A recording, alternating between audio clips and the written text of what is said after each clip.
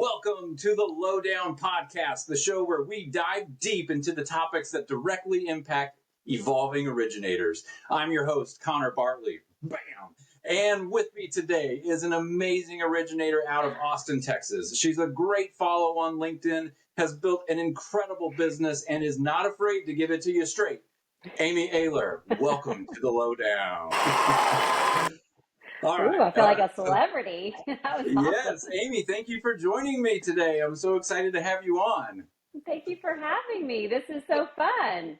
Absolutely. Well, let's have fun. You and I, we've talked back and forth for years now, and it's always been great. And what I've always enjoyed about our interactions are you're just very open about the way you run your business, about what's going on, the struggles that you've had, the triumphs that you've had. And so I think we're going to have a great conversation here today. And I just really appreciate you being the first guest ever on the Lowdown podcast. So thanks for joining.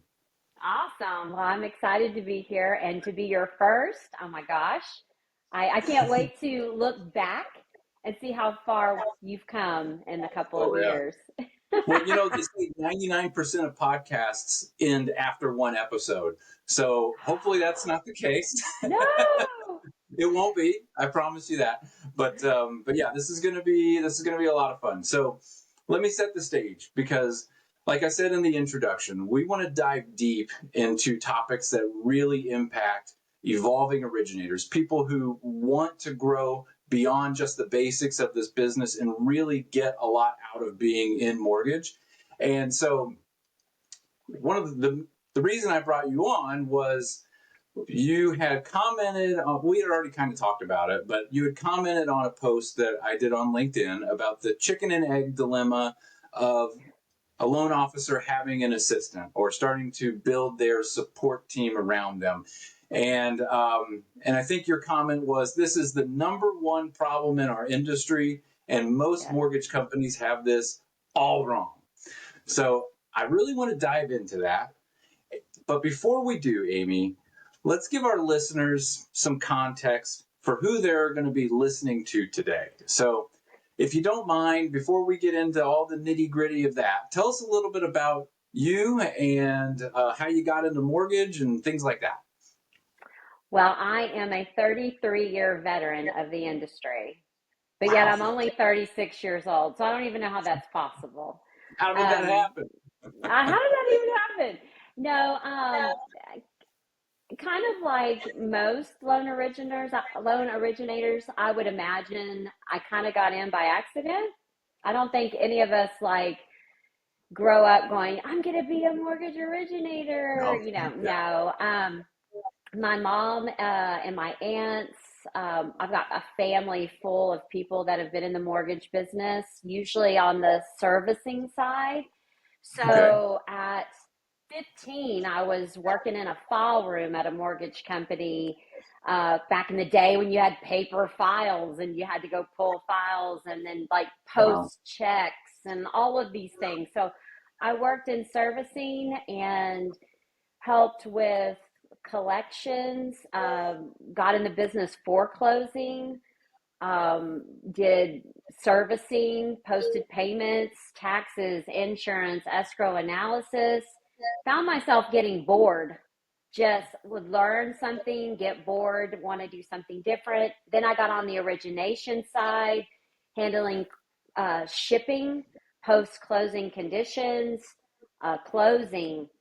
And then I went into processing, became a loan officer. And again, just every step of the way, I found myself getting bored. So I've done everything on both sides, except I've never been like a compliance auditor or an underwriter.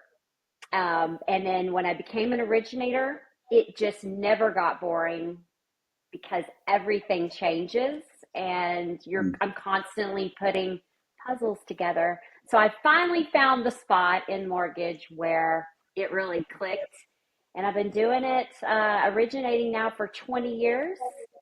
Wow. And I've been a top producer or part of being a top producing team ever since.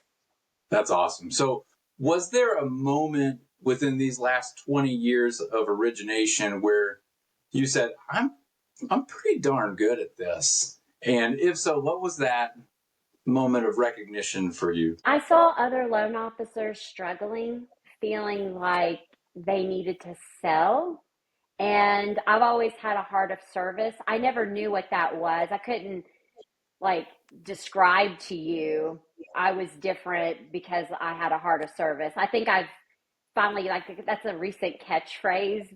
Maybe that wasn't going around 20 years ago, but I knew that the struggles that other loan officers had, I wasn't experiencing, if Okay. that's odd. And I feel like I've always wanted to help people win. It just happened to be I was in mortgage. And Yeah. so I really felt like I was good at my job because people felt comfortable talking to me. And I think mortgage is very personal. And I don't know, I think people found me just relatable, transparent, and they feel like they could just tell me anything. So Yeah. Yeah. and I was like, oh, I okay, I love think I'm that. pretty good at it. Yeah. Yeah, absolutely. And so today, what really continues to fuel your fire and, be passionate about doing what you do?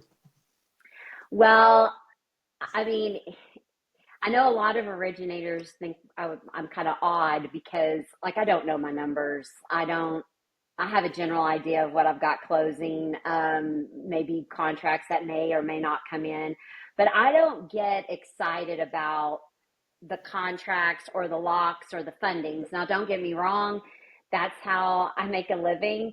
But for me, a good day is connection. And Okay. so whether I'm, talking to you, talking to new referral partners, getting the opportunity to meet new clients, new buyers, new condo developers, like that's real exciting to me. And so I just love connecting with people. Yeah, And I feel like if I know what a win is for you and I help you achieve that win, I'll get my win. It may not be instant, but the more we help others win, we're going to get our wins. that's great. The Awesome. connection. So you kind of set up a great segue there because when you and I have talked in the past and I learned about the structure of your team, um, I was really I was really excited about it because it sounded like you have set up for yourself an environment where you really get to focus on doing the thing that you love the most, which is just connecting Yes. and not getting involved in some of the other parts of the job that tend to, everyone's different, right? So, but maybe not your favorite parts of the job. Some people may love what you don't love to do and other vice versa, right? But Yes. but that kind of gets us to the topic that we're on today is just building the support team. And back to what the chicken egg dilemma is, to spell that out for the audience, it's really, you see a lot of loan officers go through this where they're on the production roller coaster, they're doing 2 or 3, 4 loans a month, and then they suddenly have an outstanding month, 7, 8, 9 loans, and Yeah. then they go right back down to 2, 3, 4 loans. And because of all the effort that they had to put in to those eight or Yes. nine in that month, they didn't get a chance to get out and prospect. And so now they're back, in the streets trying to get the next file and build up their pipeline again and all those things. And so then it becomes the, hey, I need an assistant conversation. And and so I'll stop there. You mentioned that the industry is doing it all wrong. So, and there were some interesting comments on that post too. And and we may go into some of that, but tell me more about that. Like, what's your take on that dilemma that happens to a lot of originators that are starting to grow in their business and really want to get to that level of 7, 8, 9 loans a month consistently? How do they do it? Well, I think when I said the mortgage industry has it all wrong, I think we treat all mortgage originators the same way. And we assume they all have the same goal. Not every originator wants to be a top producer. True. Not every originator wants to be client facing. Not every originator wants to get into your loan software system. You have to tailor um, and listen to the originator. Where do they want to be? What is their 1, 5, and 10-year plan? Where are they headed? Do they want to be a broker? Do they want to have a builder account? Do they want to be in the retail space? What do they want? What drives them? Once you determine that, then you can build out that around them.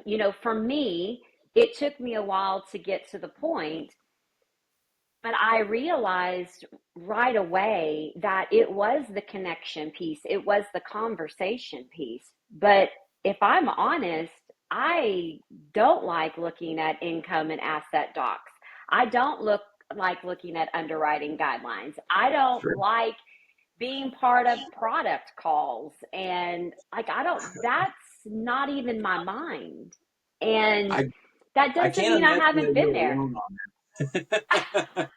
No way. Now, but being that I've been in the industry so long and I've seen the ebbs and the flows, I have had to get back, but I always know where I want to be. Okay, I've had to step back. And so with our team, we have stop starts. And I realize now that volume is down. Some of my stop starts are a little bit different than they were, 2 years ago.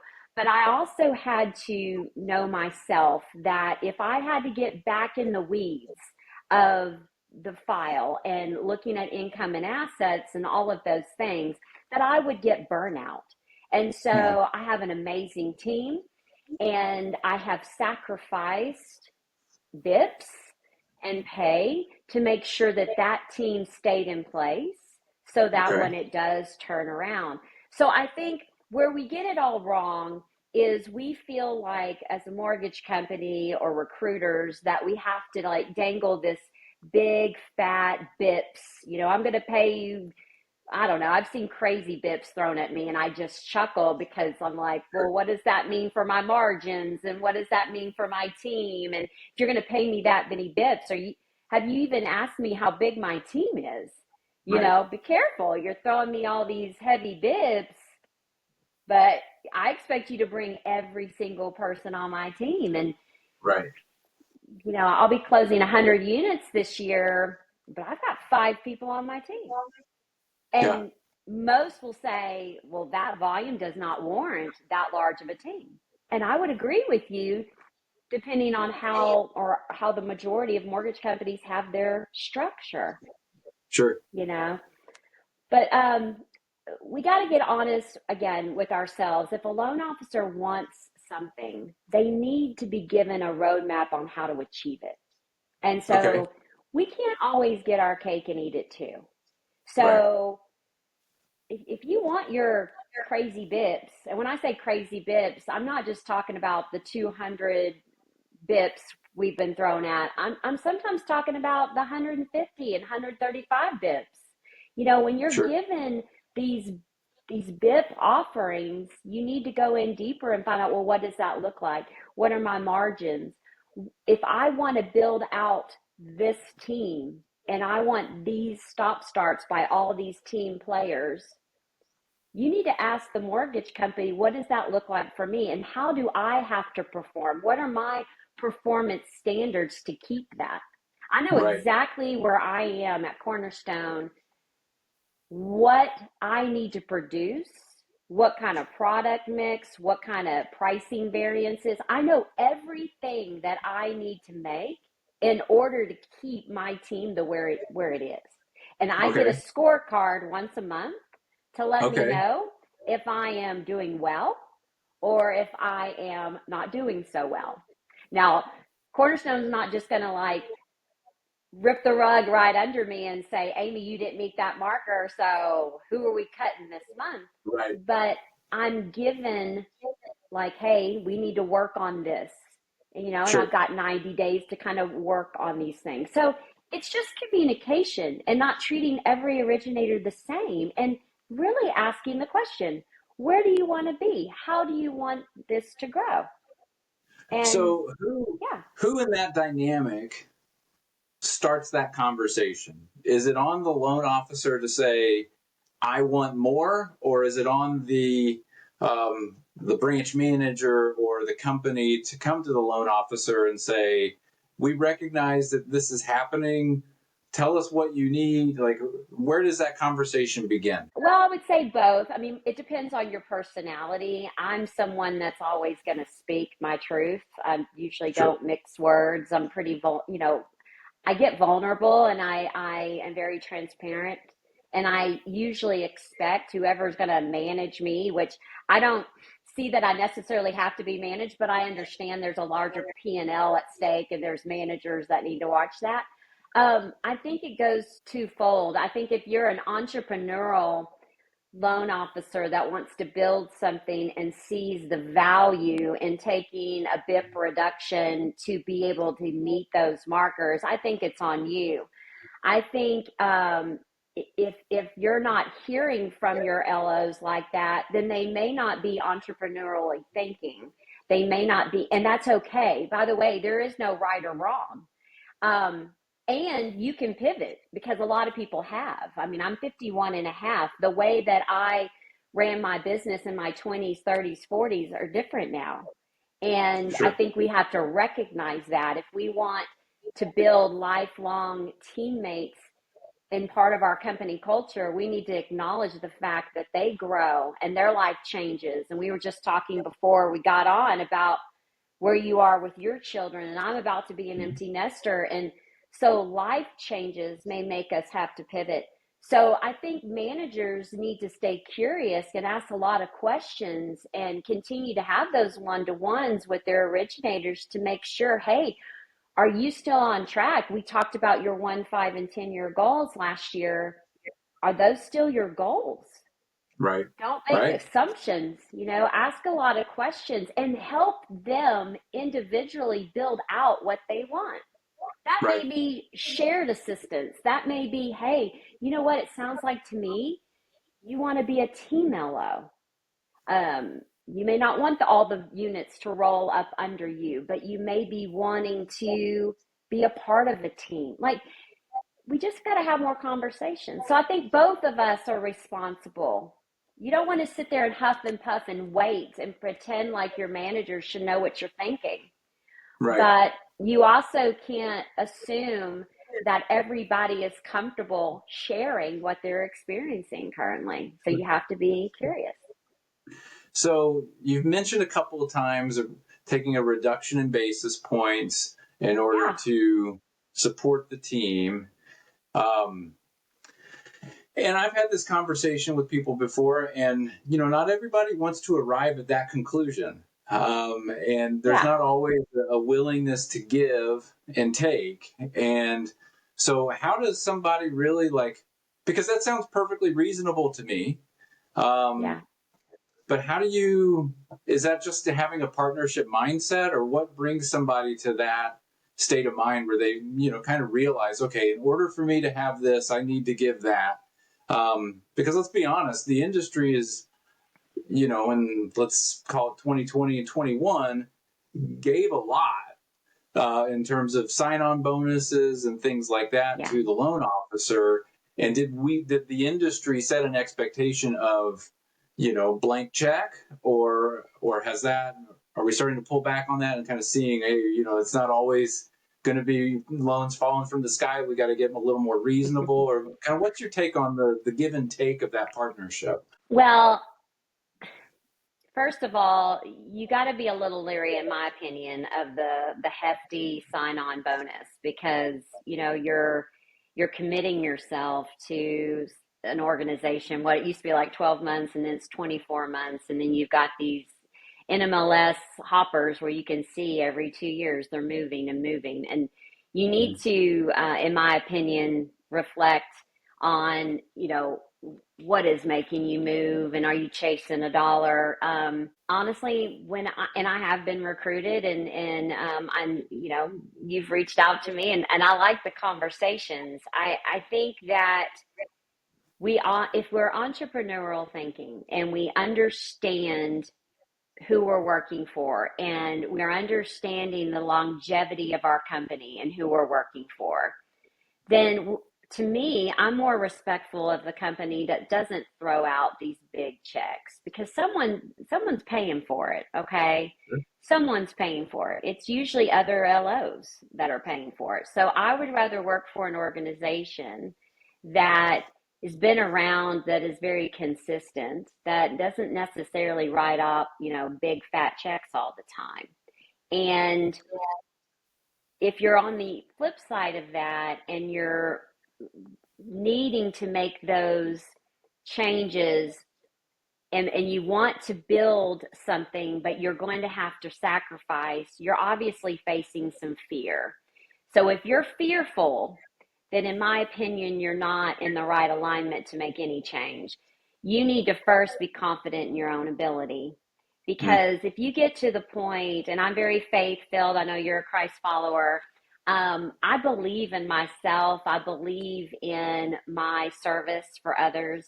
And I I just take leaps of faith, and I've Yeah. done so many times in my life. And I kind of feed off that adrenaline. So if you are hiring me and I know what's expected of me, I'm just going to lean into that. I'm going to lean Yeah. into that fear. And I think if you're entrepreneurial, you have to take risk, but you've got to be at a spot where you believe in yourself and your ability, not just that big sign on bonus. Because let's be honest, that sign on bonus somehow makes you feel safe, but it's going to run out. So you're going to have to be able to hit the ground running anyway. Don't Right. wait for that sign on bonus and then start working, because the work Right. we do now, usually we don't get to reap the reward for a good 90, even 120 days later. So True. that's why you're seeing that work in the business to get the business, then they have to work in the business, then there's that lull. It's because they're never consistent, right? So Right. I don't know. I probably went off a tangent, but that No. dangling carrot can't be the end all be all. We have to Right. believe in ourselves a little bit Yeah, and and I lean love that. in. And there's a term that I use for that, and it's called irrational confidence. It's a San Antonio Spurs term, but really, it's just about believing that you can, even when no one else does, and just going for it, right? And Yes. so, if I'm a loan officer listening to this podcast, and I'm at that place where I'm like, okay, I'm convinced that's what I need, and I'm willing to take that step. What's reasonable? Is it 10 basis points, 20 basis points reduction in comp to, for the team? I'm sure it's relative to the size of the team, but let's just start small. We're going to go with Mm-hmm. one assistant.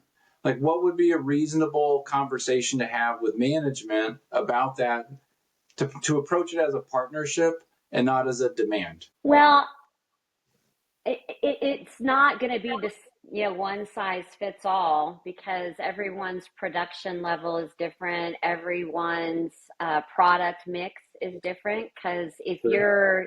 if you're in the Govy space, then you're going to be more profitable than someone that's not. Very If you're really good in sales and service driven, you probably don't have a lot of pricing variances. So you probably don't have a lot of PVs.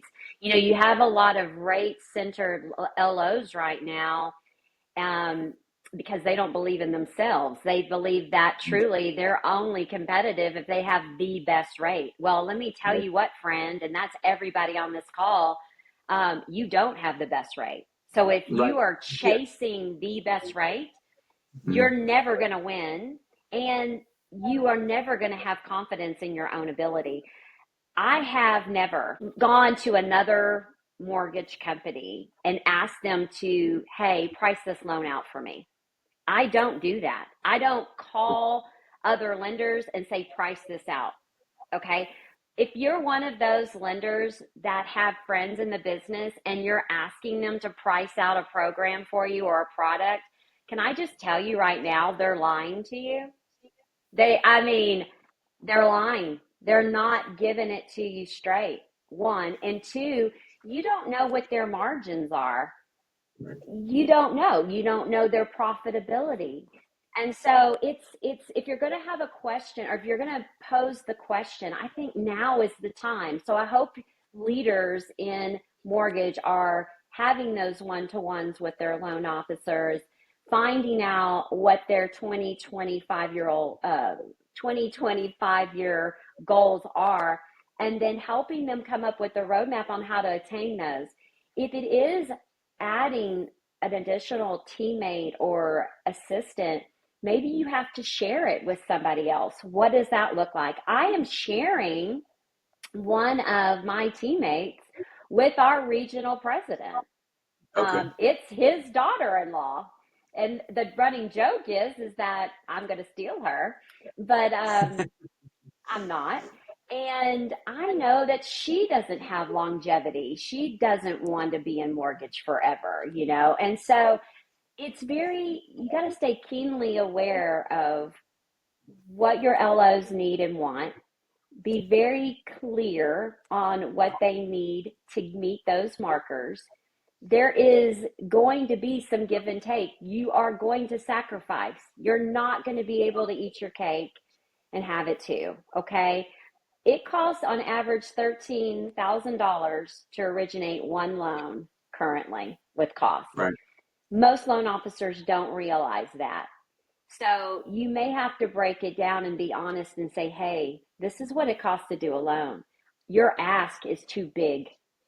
We're Right. not going backwards. So I think it's just being very clear, honest, transparent. And if you as an originator can't handle that, you may not be the right loan officer to be making that request. Respectfully, you have to understand how it works and how a P&L works, in Mm-hmm. my opinion, to be able to ask the question. Love So that. it's not just, I get to state my demands. No, you don't. You also have to perform and be excellent. You can't just Yeah. always get what you want. Well, I think that's incredible advice, especially to anybody who really does aspire to grow and become, a top performer that's doing 10 loans a month plus and getting to where they're doing 20 and 30 units a month. I mean, running it as a business is essentially what it turns into. In my experience talking with loan officers for the last 10 years, you can always tell the difference between a business owner, the entrepreneur, and the employee. And Yeah. it's definitely a mindset shift. And I think you spelled it out really well there about just the understanding of the P&L and knowing what your profitability is and all of those things. That was really great. So any closing words on that topic, and then we'll move into some fun questions. Well, I mean, I want just people to know that as an originator, you don't have to be that. We need all types of originators. We need team LOs. We need production support. So it's okay. It's okay to say, well, I'm not a driver. I don't want to be top producer. I don't care about making top producer trips. Like that's okay. There is no right or wrong. There's a place for everyone. And Sure. so, yeah, there's no shame in not caring about being on the leaderboard. It doesn't matter. But I think you have to maybe communicate that with your managers, because I think it's a little unfair, but maybe not. A lot of our managers want everybody to be top producers, you know? Right. And so I think that we need to be able to feel safe to say, hey, I see that you want that for me. I don't want that for myself. Maybe not right now, maybe never. And so maybe Right. you need to be very clear with your managers as to what your personal goals are. Right. Well, and I think you've done a great job of emphasizing communication. And I think that is my key takeaway here is really just we need to have a two-way street of communication and what the expectations are, what the goals are, how do we get there? Let's spell out a path. And let's make sure that everything's out in the open. When things are, when someone's suffering in silence, or they really desire something and they're not expressing that, and no one knows, it's really hard to know, hey, how do I give you what you need? How do I know what you want? So having that open dialogue is extremely important, and I'm glad you emphasized that. Okay, so we'll put a button on that. So I prepped you for these ahead of time because I didn't want to catch you off guard. But these are the fun And I ones. literally just read them because I thought this was a kind of a joke. But anyway, go for no, it. Go for it. We're doing it. We're doing it. Okay. So I love to throw these out. It helps us get to know you, and it just makes it a little more fun. But okay, lightning round. What is a favorite quote of yours from a movie, TV show, or we can do a song lyric? What really hits you in the heart? Okay, so I'm big into music. I love the classics. I'm a big Rolling Stones, and so I love, you can't always get what you want, but if you Love it. try sometimes, you just might find you get what you need. And why that hits me is, again, I'm a Christ follower, and I can tell you I have benefited so much from unanswered prayers and not getting what I want when I think I want it. And Right. so I believe in God's timing. So for me, I love just that because it's not always your time. And as Yeah. an originator, we always want we want an Amazon Prime, right? We wanted it Right. yesterday. And so just be still. Timing is everything. Yeah. And his timing is perfect. So yes, love that. Yes, always. What is a hidden talent that you have? Okay, I don't really see myself as that talented, and I was trying to think, well, what is it? But I have a odd ability to be able to walk into a residential space and almost calculate and measure it, and then Okay. decorate it fully. So I own short-term rentals, and I've done some corporate housing, and I've purchased homes and furnished them for my grandparents. And I have the ability to walk in and kind of like size up a room and measure, and then go fully furnish it after looking at it one Oh, time. I don't know what that's an that's called, amazing but it's weird. talent. I will walk It's into a room weird. and go, no clue what to do with this space. So that's don't That's my underestimate creative that. part. Yes. So if you weren't a loan officer, what would you be? I would be a social media influencer. I would Okay. be, if this doesn't work out for me, I'm gonna be pushing Amazon product on TikTok or something. I always tease that I'm going to be TikTok famous one day, but I'm gonna be 80. I'm gonna be the grandma dancing and Yeah. like, wow, look at that grandma. She's 95 years old and she's, doing all of that.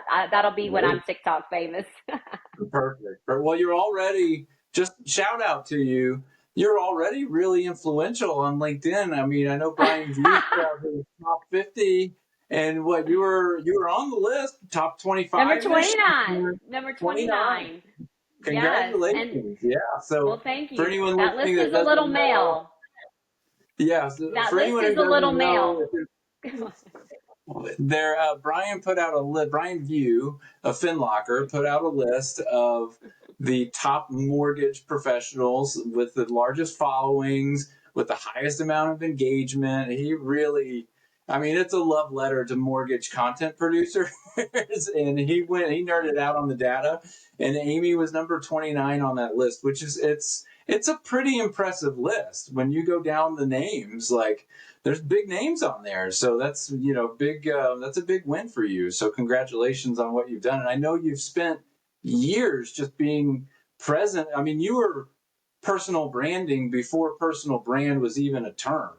And I know you've done a lot to just be authentic and open and share your story on LinkedIn. So if you don't follow Amy already, do. You will learn something from her. She is a giver on the platform. She is always Thanks. educating and sharing. She's an encourager. She tells a lot about her own personal journey and story. So I just want to give you that little plug there, Amy. Thank So find you. her on LinkedIn. Um, Thank you. what is something you have always wanted to learn how to do? Probably play a musical instrument, but I just don't have the patience for it. I'm not a patient What person, instrument? and if I'm not naturally good at something, I just don't want to do it. But What instrument speaks your language? Like, what's the one you connect with the most? probably piano. Yeah. Piano. I just Well, get fascinated when I watch people play the piano. I'm just like, how do they do all of that? And and then using their feet and everything. So probably piano. so word of advice on piano: if you don't if you don't plan on actually going all in on the piano, don't buy one. You will never get rid of it. Okay. So my neighbor, Note taken. about four houses down, 2020-ish, they were moving. They had a garage sale, pianos outside, and I'm thinking, I got younger, my kids were not quite teenagers yet or just about being teenagers. That's COVID where, this will be great. We're going to have a piano. We'll learn how to play. What else are we doing these days, right? Um, I think of $100, gave it to him. Him and his adult kids, like, there's a bit of a hill. We had to push this piano. It's a stand-up piano all the way up this hill, get it to the house. I don't even have it in my house. It's just in the garage, and nobody plays it. Nobody plays it, and so I've been trying to get rid of it for years now. Just like putting it on Nextdoor, free piano, free piano. Come pick it up. As long as you can come get it, you can have it. Nobody. So I've had a few people say, "Hey, is this thing still available?" And sure, and then you know Nothing. they go through it. So just Your just a word of neighbors were advice. like, sucker, Oh sucker. yeah, yeah, oh yeah, definitely. So anyway, but one of these days I might take to it, and we'll see. But I can play a few, like I can do Jaws on the end Chopsticks. of it and all Oh, that. okay. But that's There you go. about it. Okay, last question, and this is a nostalgia question, which I think is right up your alley. What is one thing from your childhood that you wish would make a comeback? It could be a TV show, a fashion fad, anything like that. Like, what's one thing that you wish would make a big comeback? Oh my gosh. I really didn't think about this, but probably neon colors and the 80s, big hair. Because what I miss about my childhood, and when I say childhood, I'm thinking about high school. I mean, I really miss going to the clubs. And when we went to the clubs, it was to dance, it Yeah. was, so I don't know if you remember, Rhythm is a Dancer, Oh all those yeah. songs. So your girl was one of the ones that was on the boxes, on Okay. the stages, dancing, and like Awesome. I had a permanent like spot.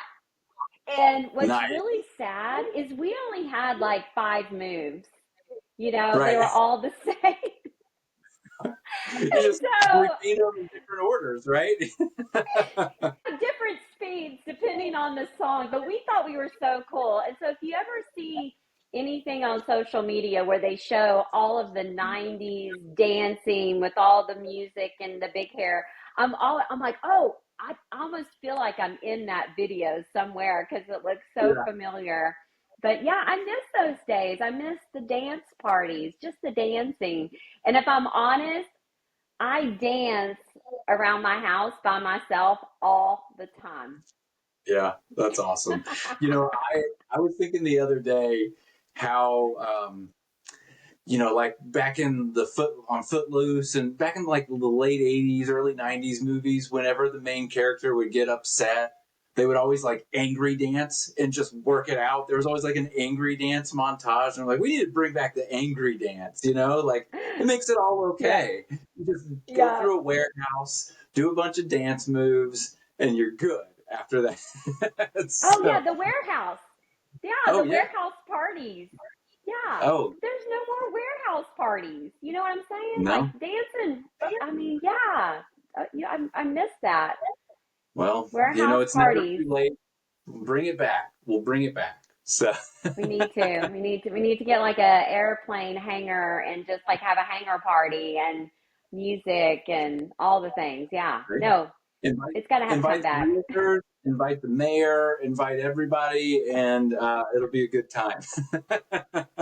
Awesome. Awesome. I'm here for it. Let's do it. Awesome. Well, Amy, thanks for joining me today. Thanks for being the first guest. I think it went pretty well. So I Yeah, I think it went appreciate well. everything. And Yes.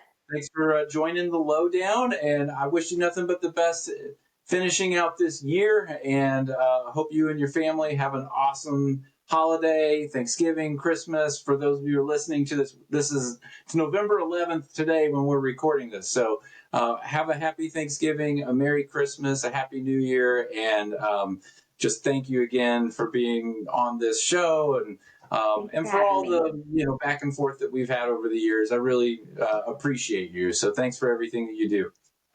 It's always a pleasure. Bye now. Awesome. Thanks, Amy.